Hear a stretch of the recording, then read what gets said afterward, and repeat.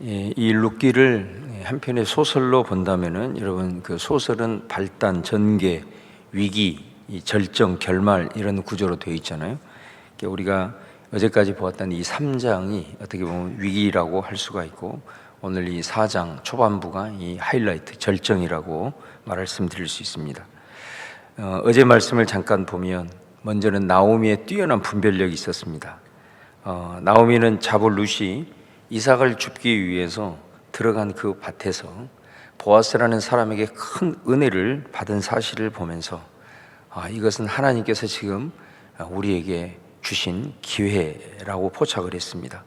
그리고 그 때를 기다렸습니다. 그러다가 결정적인 타이밍에 룻을 보아스에게 보냅니다. 밤중에 보내죠. 청혼을 하기 위해서였습니다. 사실 이것은 쉽게 얘기를 하지만은 굉장한 결단이 필요했죠. 나오미도 큰 결단을 해야 했고, 또 룻도 자신이 자칫 잘못하면 온갖 모욕과 수치를 받을 수 있는 상황이기 때문에 이것을 감내해야 하는 그런 결단이 있었습니다. 여기에서 이제 상황이 과연 이 보아스가 룻을 받아줄 것인가?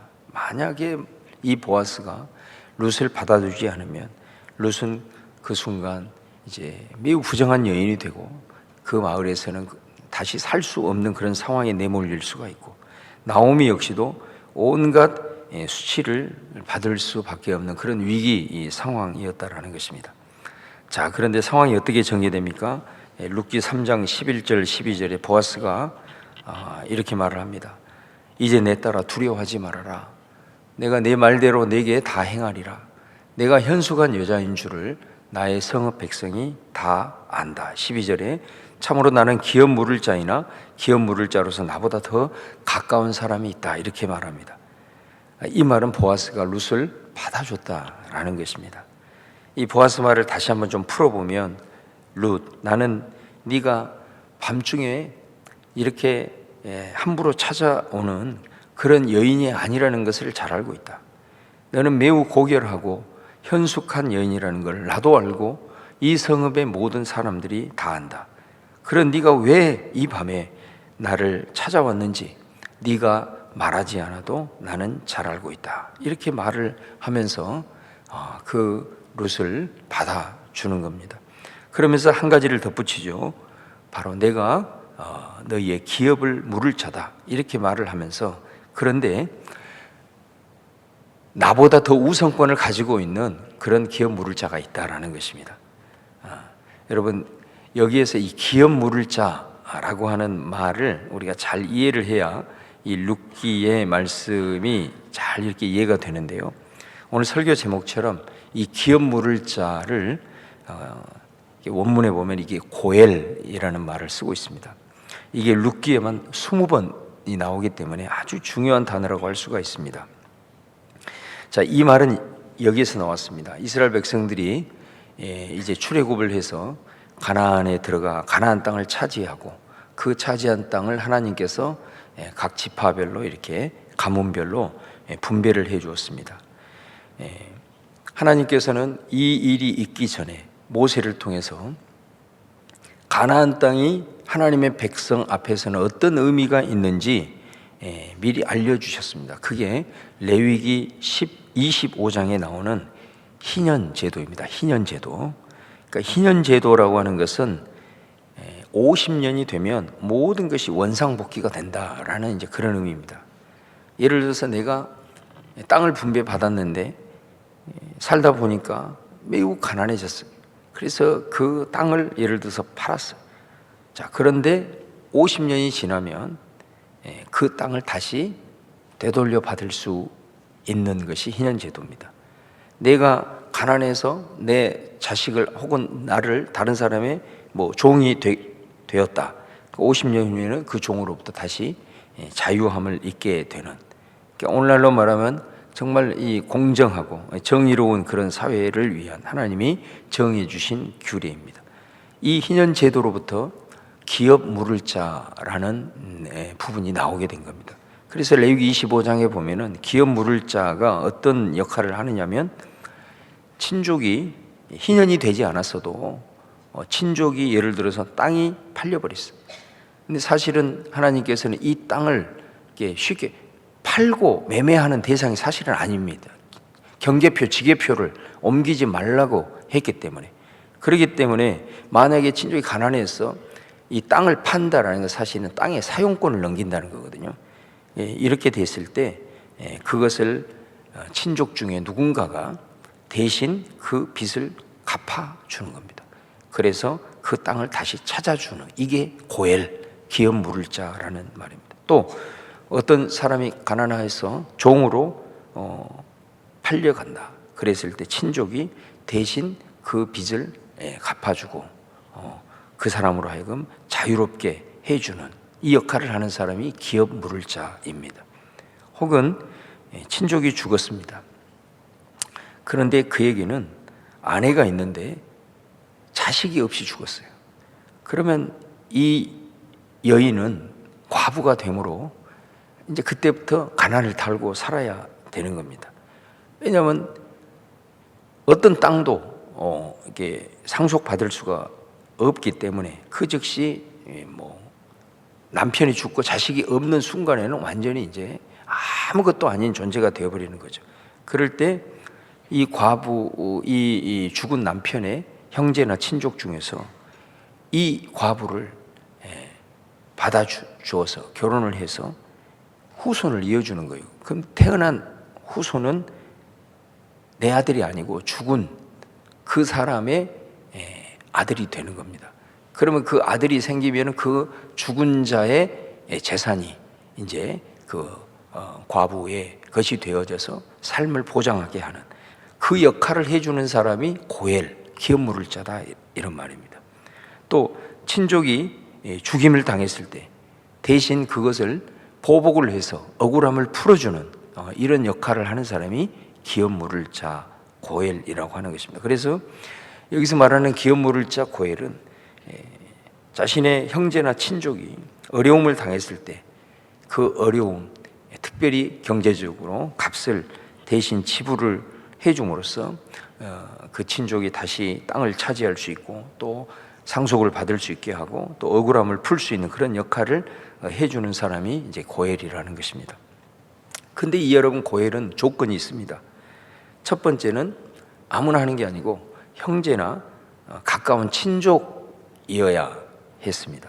그 다음에 두 번째는 유력한 자여야 합니다. 다시 말하면 그걸 경제적으로 감당할 수 있는 그런 재산이나 힘이 있는 사람이어야 한다는 겁니다.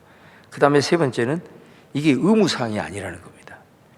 이것은 억지로 의무로 규정된 사항이 아니고 스스로가 자원을 해야 되는 거예요. 그래서 형제와 친척이 어려움에 빠지지 않도록 이런 조건을 가지고 있는 사람이 자원해서 자비를 베푸는, 바로 이것이 고엘, 기업 물을 자이고, 하나님께서는 이것을 율법에 규정을 함으로써 정말 우리 지금 사회에 있어서도 과연 이런 일들이 이루어질까? 그러나 하나님은 이스라엘에게 이 제도를 주어서 어찌하든 그것이 실천되든 되지 않든 이상적인 사회가 되게 하신 것을 보게 됩니다. 그러니까 이 고엘 제도를 포함한 희년, 바로 이것이 여러분 예수님의 하나님의 나라 운동의 핵심 정신이라는 것을 아셔야 됩니다. 그래서 예수님이 이 땅에 오셔서 공생애를 시작하면서 첫 번째로 설교한 말씀이 바로 희년의 정신을 위해서 내가 이 땅에 왔다. 누가복음 4장 18절에 취임 설교를 이 희년 제도로 말씀하고 있는 것을 보게 됩니다. 경제 정의를 실현한 하나님의 나라의 운동의 핵심이 바로 여기에 담겨 있는 것을 우리가 알게 된다면 이 고엘이라고 하는 이런 제도를 우리가 잘 기억할 필요가 있다라는 것입니다. 자, 그렇다면 여러분, 나오미가 이 룻을 보아스에게 보낸 이유가 이제 분명해졌습니다. 바로 보아스가 나오미와 룻에게는 고엘의 대상이 되기 때문이다라는 것입니다. 그런데 이것은 의무사항이 아니기 때문에 보아스가 거절을 해버리면 성립이 안 된다라는 겁니다. 그런데 놀라운 것은 보아스가 그것을 허락을 했다라는 거예요. 근데 중요한 것은 나보다 이 고엘의 우선권을 가지고 있는 다른 사람이 있기 때문에 룻에게 말을 하는 거죠. 내가 그 부분을 해결을 하겠다. 그래서 이 해결을 하고 나서 너희들에게 내가 고혈이 되어주겠다, 이렇게 안심을 시키고 바로 그 사람과 이제 협상을 위해서 아침에 성문으로 올라가는 것입니다. 그러니까 이제 이 부분이 룻기 아주 절정의 부분이죠. 주사위는 어떻게 보면 던져진 겁니다. 나오미와 룻은 이제는 기다리는 수밖에 없는 거죠. 과연 어떤 결과가 나올지 아마 간절하게 기도하면서 그 결과를 지켜볼 것입니다. 자, 오늘 봉독한 1절 말씀에 보면은 보아스가 이제 성문으로 올라가서 한 사람을 부릅니다. 근데 그 사람을 부를 때 뭐라고 부릅니까? 아무개여 이렇게 부르죠. 이 장면도 좀 특이한 장면 아닙니까? 분명히 그 사람의 이름이 있을 텐데 이름을 부르지 않고 아무개여 이렇게 부르고 있어요. 그러니까 이거는 저는 굉장히 암시가 있는 부분이라고 보여집니다. 여러분, 사람은 이름이 그 사람의 존재를 나타내잖아요. 그러니까 우리가 누군가를 부를 때 이름을 불러주고 또 거기에다가 직분을 이렇게 붙여주면 그 사람에 대한 존대, 존중함이 있잖아요. 그런데 우리가 어이, 뭐 자네, 뭐 이런 식으로 부르면 약간 하대하는 듯한 느낌이 들잖아요. 그러니까 여기에서도 분명히 그 사람의 이름이 있을 것인데 아무개여 이 말하는 것은 이 사람은 어찌 보면 이름을 밝힐 필요가 없는 그 존재감 자체가 없다, 그런 존재다라는 것을 암시하고 있는 것이 아닌가 싶습니다. 그러면서 그 사람을 불러놓고 보아스가 2절에 보면은 증인으로 성읍 장로 10명을 초청을 하게 되고 3절에서 이제 드디어 보아스가 이렇게 말을 합니다.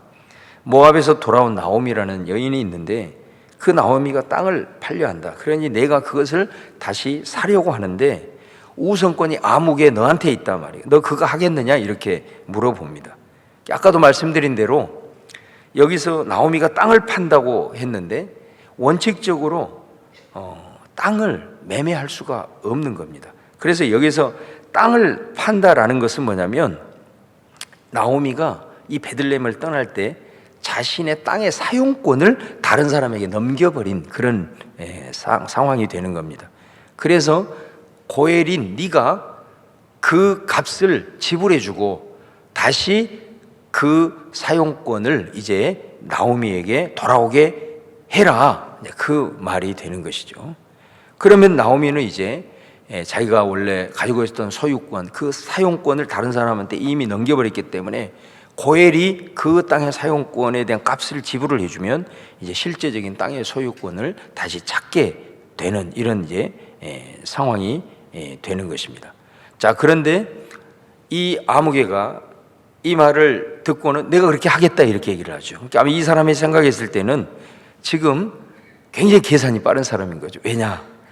나오미와 룻은 과부예요. 아들이 없단 말입니다. 그러면 이들이 죽게 되면 내가 지금 고엘로서 땅값을 이렇게 지불을 해줬지만 결국 이 나오미와 룻이 죽게 되면 이 밭은 결국은 자신에게 귀속이 되는 겁니다. 그리고 자기의 후손에 대한 그 소유지로 확정이 되어 버리기 때문에 손해 볼 것이 없는 거예요. 그리고 내가 이 일을 하면 얼마나 많은 사람들에게 존경을 받겠어요. 고엘이라고. 그래서 내가 하겠다 그렇게 얘기를 합니다.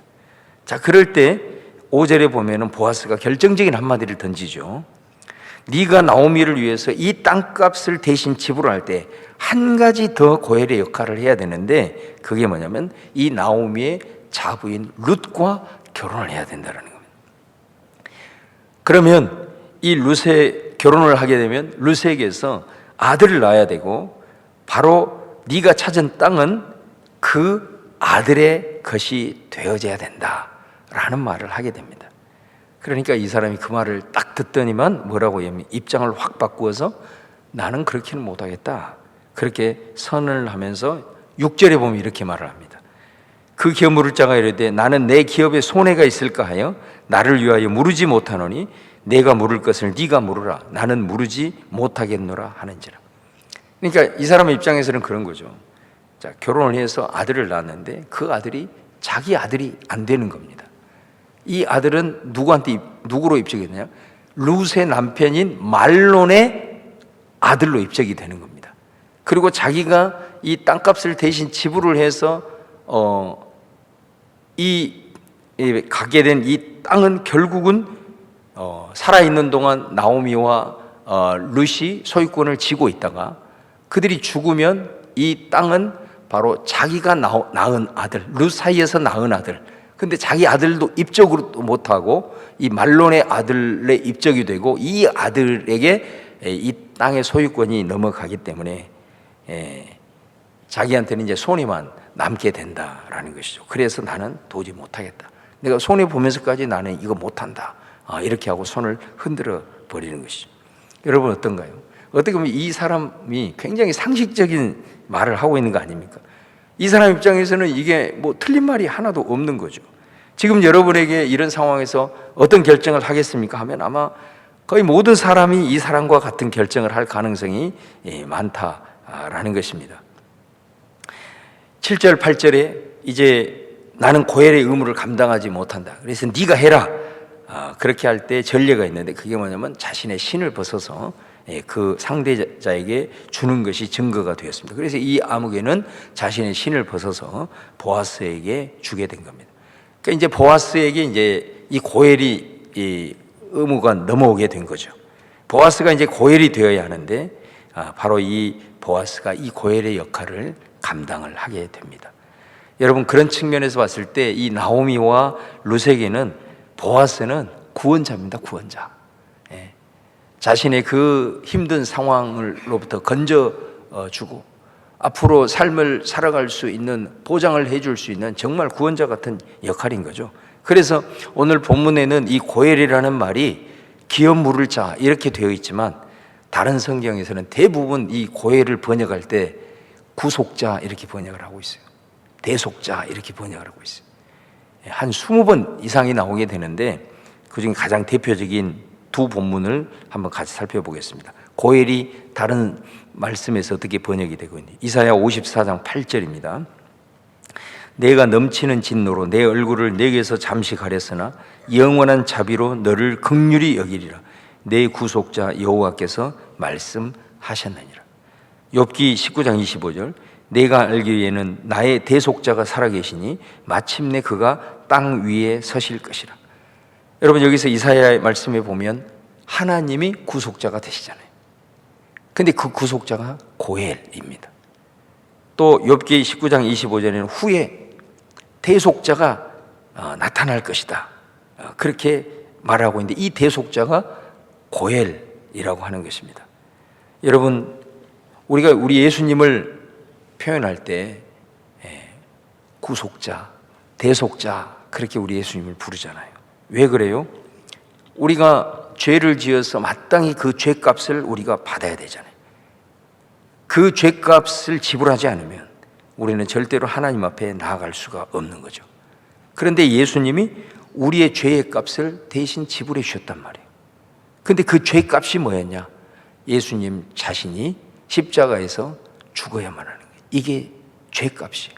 우리가 그 죄값을 받아야 되는데 그 모습으로는 절대로 우리가 하나님 앞에 단 한 걸음도 나갈 수 없고 구원받을 수 없기 때문에 그 죄값은 예수님만 하실 수 있는 거예요. 그래서 예수님이 자신을 몸을 희생하면서 십자가에 달림으로써 우리의 고엘이 되셨다는 겁니다. 그것으로 인해서 우리는 예수님을 우리의 죄를 대속하셨다. 우리의 죄값을 대신 예수님이 자신의 몸으로 지불해 주셨다.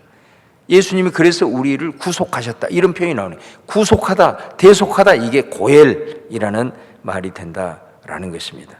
그것으로 인해서 우리가 구원을 얻고 하나님 앞에 언제든지 나아갈 수 있는 길이 열린 줄로 믿습니다.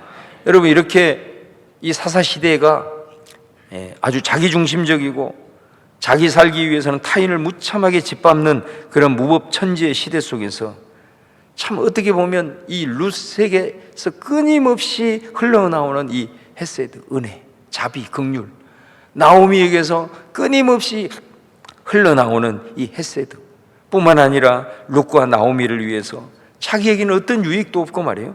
오직 손해만 있고 책임만 남는데도 그 일을 기꺼이 자원함으로 의탁하고 그 일을 감당하고 있는 이 보아스의 모습 속에서 그렇구나. 아무리 시대가 어두워도 결국은 이렇게 하나님의 마음을 품고 이런 하나님의 은혜를 흘리는 소수의 사람을 통해서도 하나님의 역사는 역전될 수 있고 새로운 어둠 속에서의 빛이 이 사회 가운데도 올 수 있구나라는 소망을 우리는 알게 됩니다. 여러분, 이 헤세드가 넘치는 이 보아스와 룻과 나오미, 정말로 그때 당시는 존재감 자체도 없는 것이었지만 그것이 그 어둠 속에 한 줄기의 빛이 비침으로 말미암아 우리가 4장 마무리가 되면 바로 이 보아스와 룻 사이에서 나온 4대 만에 다윗이라는 인물이 나오는 것을 보면서 아무리 힘들고 어려운 시대 속에서도 이 하나님의 마음을 품고 고열의 정신을 가지고 살아가는 삶을 통해서도 얼마든지 역사가 바뀔 수 있고 사회가 바뀔 수 있다. 이것이 하나님의 역사인 줄로 믿습니다. 여러분, 우리가 특별 새벽 봉성회가 이제 마무리되고 있는데 가장 상식적인 판단을 하고 그렇게 살아가는 삶이 지혜로 여겨졌지만 오늘 저는 특별히 그런 판단을 하고 있는 이 암흑의, 이름이 없는 암흑의 이 부분이 사실 굉장히 저한테는 크게 다가왔어요. 혹시라도 지금 이 세상에서의 나의 모습이 하나님 앞에서 암흑이라고 불려지고 있지는 않는가, 불현듯 그런 생각이 났습니다. 좀 세상에서는 무명하고 바보 같고 손해보는 것 같지만 만약에 하나님이 그런 우리들의 모습 속에서 야, 너는 나를 닮은 고엘이구나, 고엘인 예수님으로 인해 그 자비와 긍휼과 은혜를 체험하고 깨닫고 그러더니 이제 너도 다른 사람을 위해 세상 유익을 위해서 네가 때로는 손해를 감수하고 있는 너야말로 위대한 고엘이다, 너야말로 하늘에서는 가장 큰 자다, 이런 음성을 들으면 얼마나 좋을까. 혹이라도 세상에서는 저 사람 참 지혜롭네, 가장 상식적인 판단을 하네, 이런 말을 들지 말라도 하나님은 그런 나의 모습이 암흑이야, 존재감이 없는 모습으로 부르면 어떨까, 불현듯 그런 마음이 들었습니다. 여러분, 우리가 이제 역전되리라 주제잖아요.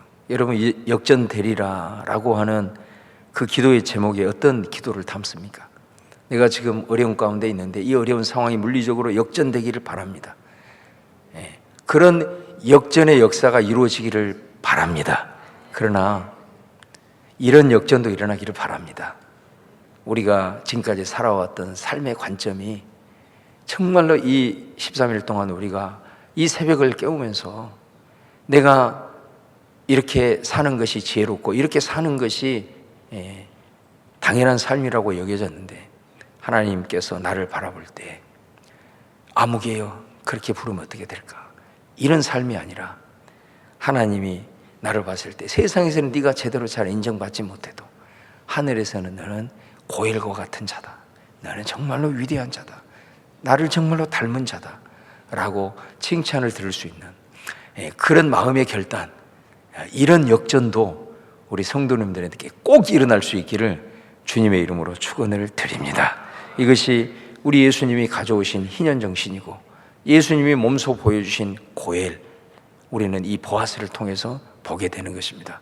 이런 말씀을 우리에게 주신 이유는 이 말씀을 먼저 깨닫고 이 말씀을 부여잡고 기도하는 저와 여러분에게 오늘 하나님께서는 이 어두운 시대 속에서도 그런 모습으로 살아갈 수 있도록 네가 결단만 하고 한 걸음의 믿음의 발걸음을 내디디면 내가 너의 삶을 그렇게 인도하고 너를 통해서 어둠 가운데 빛을 비추고 몇 세대가 지날 때 너로 인하여 네 후손으로 인하여 세상에 소망을 줄 수 있는 진정한 역전의 역사, 그런 역사의 지평을 내가 펼치리라는 주님의 음성을 오늘 기도 가운데 듣고 아마 여러분 가운데 그런 믿음의 결단으로 영적인 역전의 역사를 이루는 우리 사랑하는 성도님들 다 되시기를 주님의 이름으로 축원을 드립니다.